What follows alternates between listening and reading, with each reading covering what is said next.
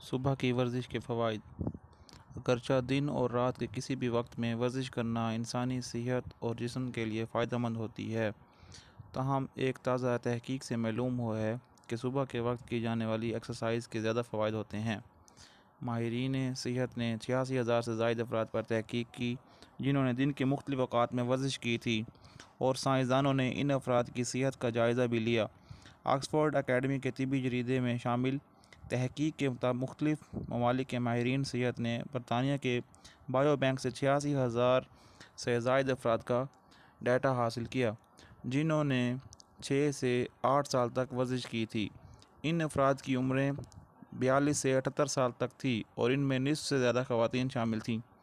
تمام افراد نے دن اور رات کے مختلف اوقات صحت و جسامت بنانے کے لیے مختلف طرح کی ورزش کی تھی اور وہ اپنی تمام معلومات بائیو بینک کو فراہم کرتے تھے۔ ماہرین نے ان افراد کے ڈیٹا کا جائزہ لیا، جس سے معلوم ہوا کہ صبح کے اوقات میں ورزش کرنے والے افراد کو زیادہ فائدہ ہو رہا ہے، جبکہ مرد حضرات کے مقابلے میں عورتوں کو اس کا فائدہ دگنا تھا۔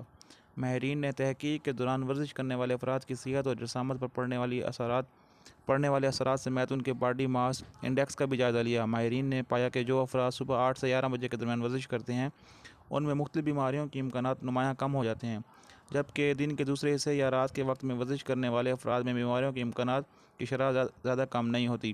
نتائج سے معلوم ہوا کہ صبح 8 سے 11 بجے تک ورزش کرنے والے افراد میں دل کی شریانوں کے امراض کے امکانات 16% تک کم ہو جاتے ہیں۔